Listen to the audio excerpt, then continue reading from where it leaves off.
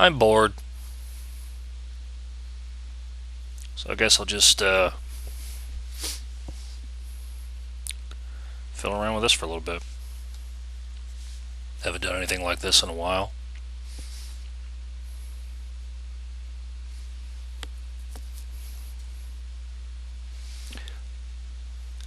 So I did the first one, first Dragon Quest Builders, a few years ago. It appeared to be such a joyous experience that I figured that I'd probably crash my PlayStation 4. So I'm not 100% sure I haven't done that. Oh, there we go. There's some movement. But anyway, I figured I'd try the second one out. So I got 100% on the trophies for the first game, and then got 100% on the trophies for this game. And they're just stupid. I mean, really, really stupid. We don't need to see that just yet, because we're going to see it after the intro plays. Dragon Quest Builders 2. Yay! Okay, when I first got this, I got this, I pre-ordered this, and I got to play day one. At the time, there weren't three save slots. There were just one. You had a save slot and you had an autosave. Now you have 3 save slots. Each one has its own autosave. So we're going to start a new one on save slot 3. Yep.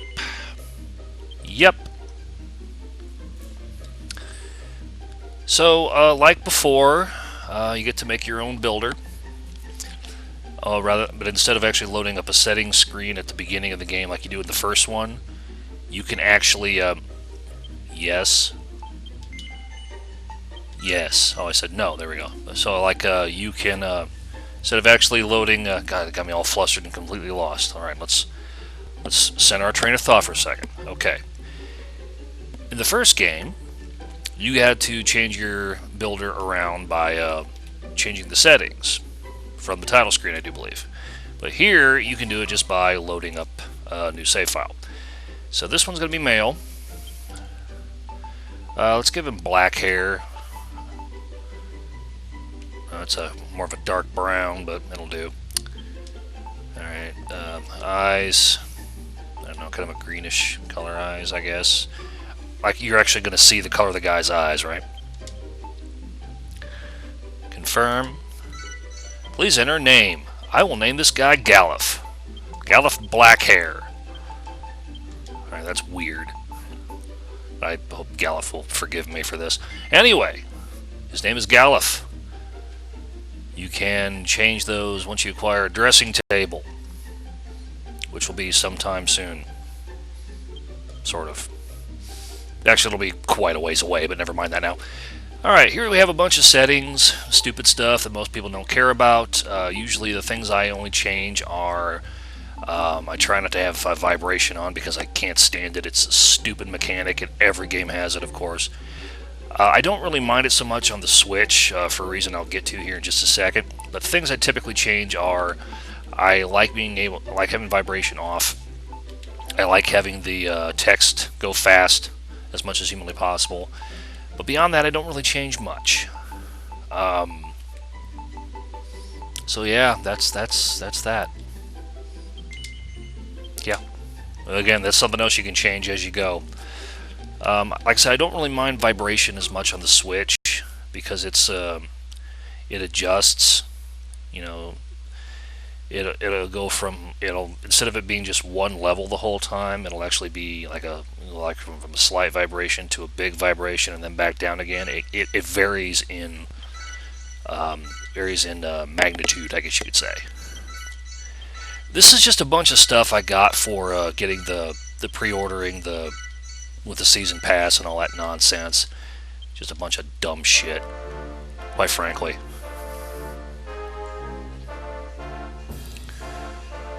So anyway, we're walking through all this nonsense.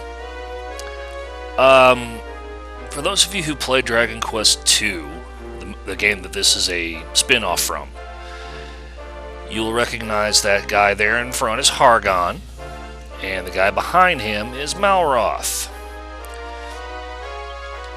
And this is a fairly accurate representation of at least the remake of Dragon Quest II. That was you can get this on the Switch for like $10.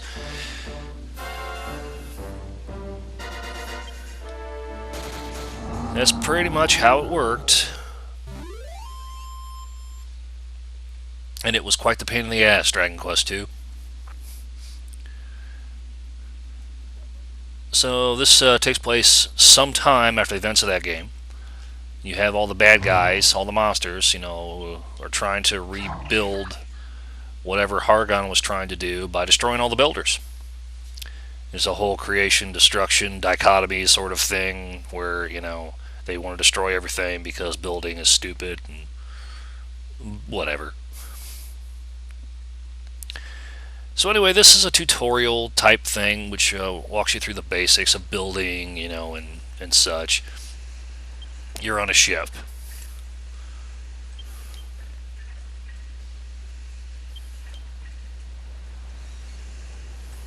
Well, you didn't think that was actually Rubus, did you? No, Rubus doesn't make an appearance in this game. Nope. Telling fibulas? That's a bone pun, folks.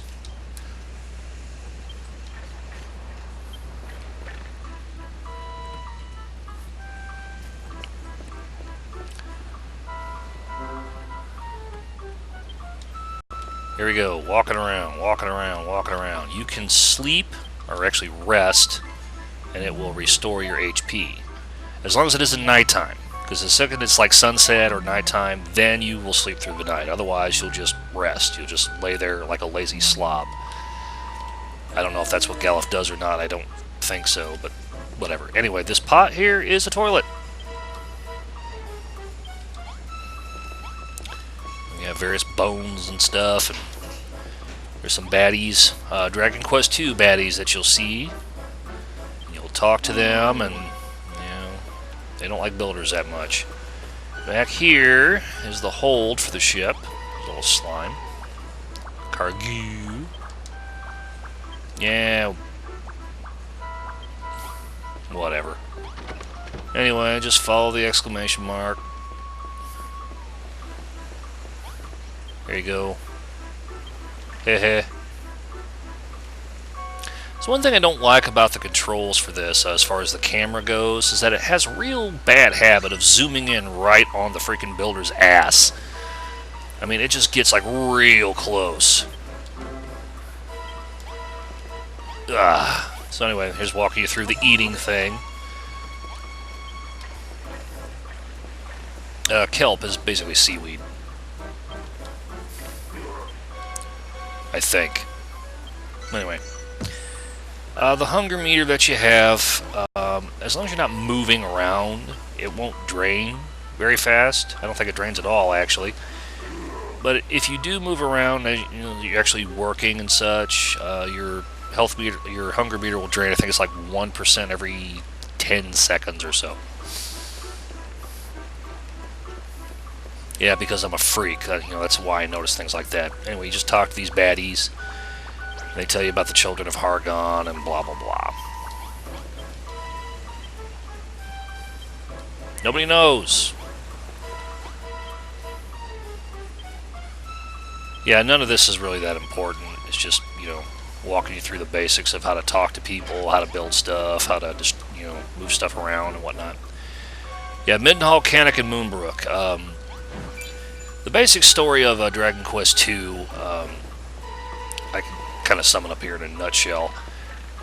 After the events of the first game, where the hero defeats the Dragon Lord, and the king says, "Do you want to rule this kingdom in my place?" The hero says, "No, fuck that, I'm going off and I'm going to take your daughter with me and we're going to go find our own kingdom."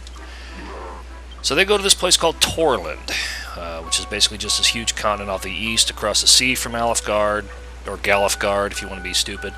And they form their own kingdom there. They start a family, and there are like basically 3 kingdoms: Middenhall, Canik, and Moonbrook. So, gotta clean up some wood here. What am I doing? Sorry, just had a huge brain fart there. So anyway, about 100 years after the events of the first game is when the second game takes place. The High Priest Hargon lays siege to the castle of Moonbrook and kills everybody in there, except for the king. No, he kills the king, except for a guard and the princess. The princess he turns into a dog. And the guard escapes and goes to Middenhall and tells the king, yeah, they destroyed Moonbrook, and now I'm going to die right here in front of you. And then the king of Middenhall sends the prince of Middenhall after his cousins, and Prince of Cannock and the princess of Moonbrook, and they go around the world and destroy Hargon and his little castle.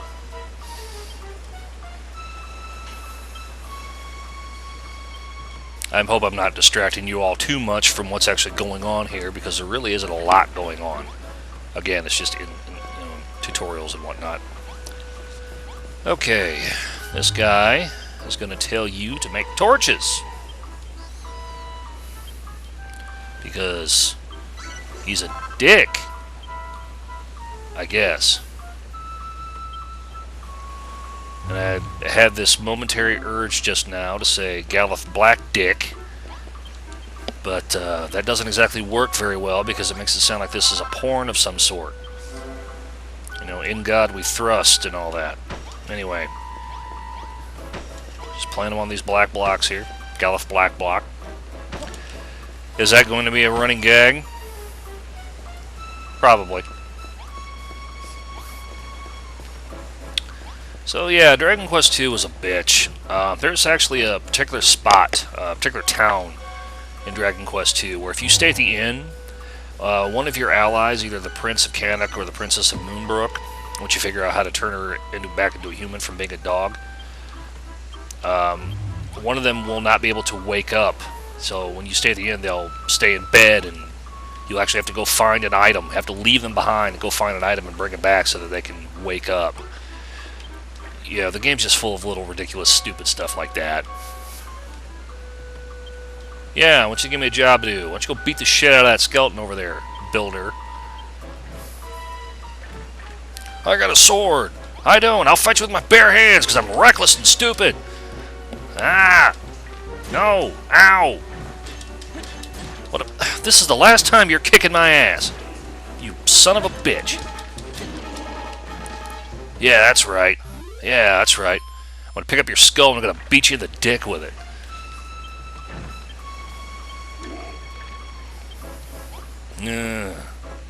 Hi there. A cow's cadaver? That's a new one.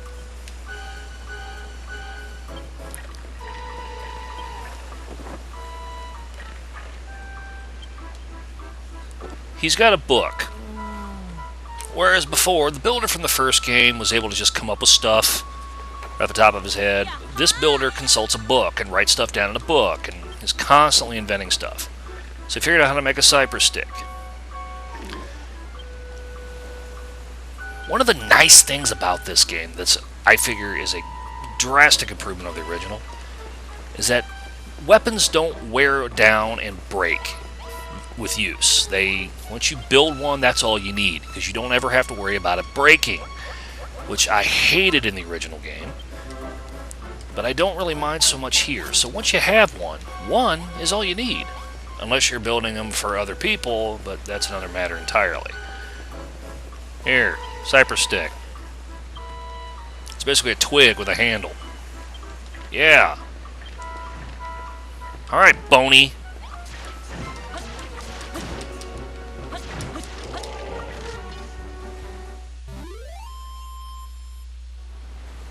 A bone-crushing defeat. Still want to beat you in the dick. Anyway. Hi, shithead! Feeding a dog. That's funny.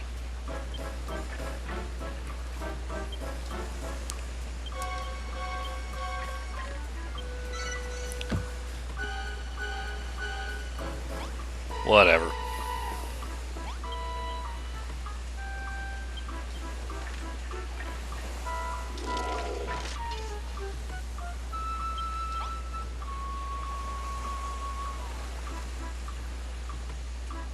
What?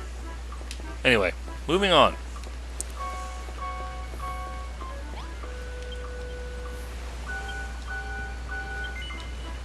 Nope.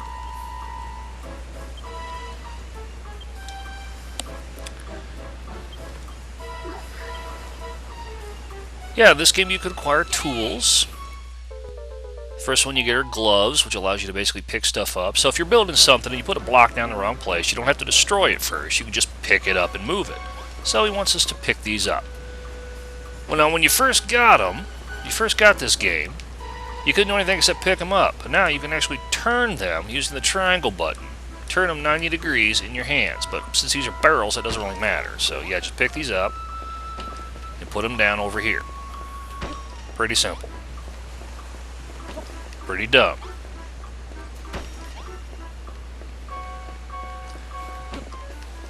You can pick up pretty much anything, provided you can grab a hold of it. No! No! No! Okay, anyway, finding barrels. It's now time to pick up barrels and fall down. I must be using the force. Well, whatever. Alright. Like I said, it has this really bad habit of trying to climb up the builder's ass. There we go. There you go.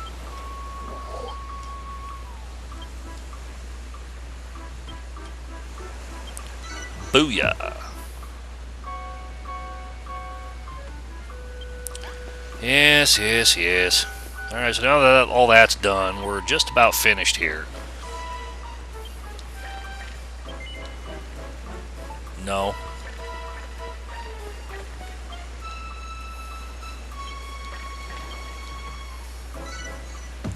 Yes, whenever these enemies say that they can't let you live, they're going to kill you, they never follow through.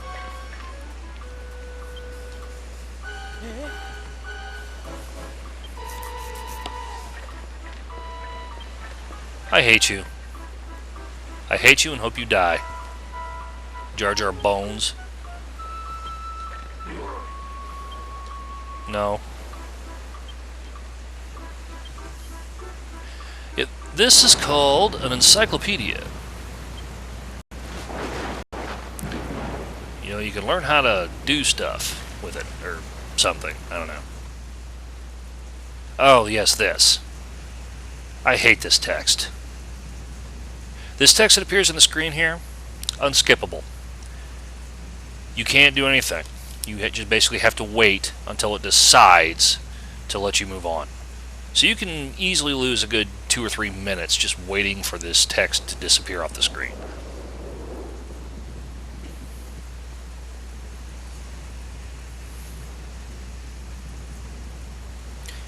And again, this is not Rubus talking to you. Rubus does not make an appearance. I believe I mentioned that.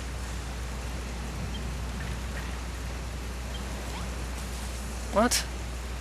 It's a little rain. Look. It's not even hitting me. I have to run around in the shower to get wet. Well, anyway, you head down here.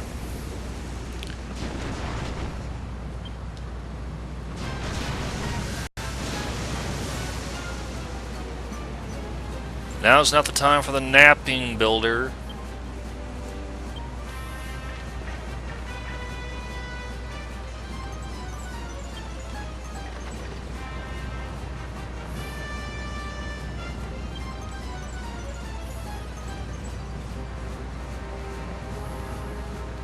What now? Oh. So you got some holes here, huh? Well, I'm going to use my gloves. There we go. And I will plug these holes for you. There you go. Isn't that neat?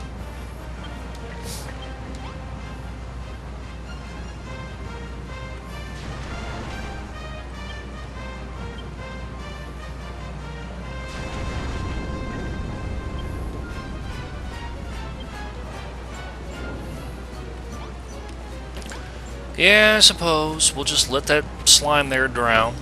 Because who cares, right? There you go. Next.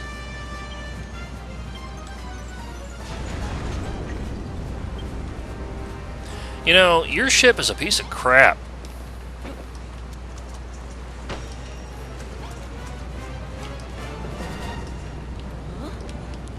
There we go. That's right. That's right. Yeah. What do you think of that? There you wimp.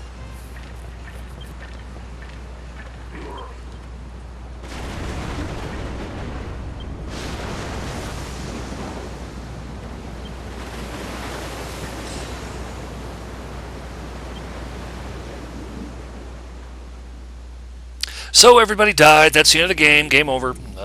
Oh wait, no. This is the intro. I can't skip it this time. We actually have to watch it. And I think we'll stop this episode after this. So I'll just lean back and...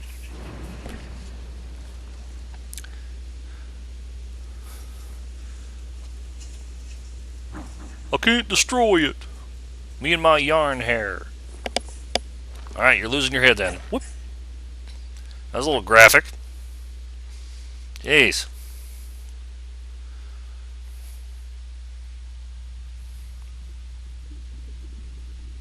He's dead.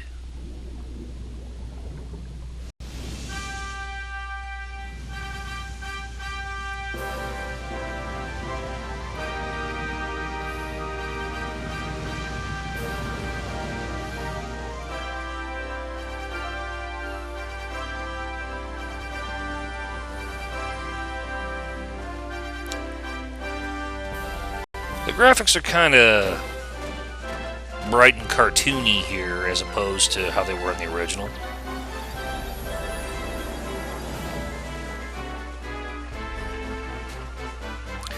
I don't remember Galuf hitting up any peroxide, you know, between, you know, him dying on the ship and this.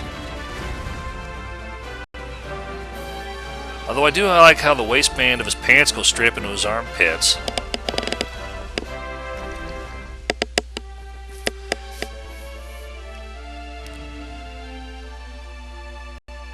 Yeah, who's that pouty guy there with the red eyes? Him?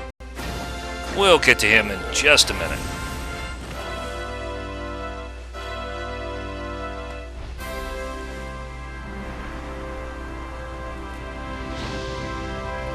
It's kind of like Dragon Quest Heroes in a way, this scene. Even though that has absolutely nothing to do with this game. La la la la la la la la.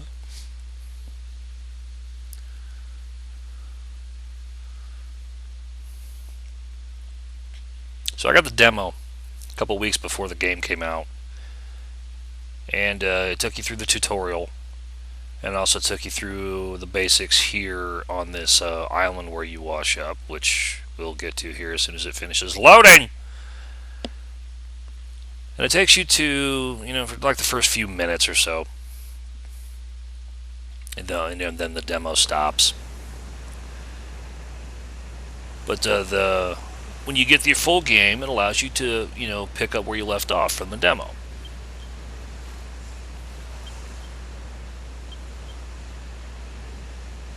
Okay. I guess this is where we're ending. So, yeah.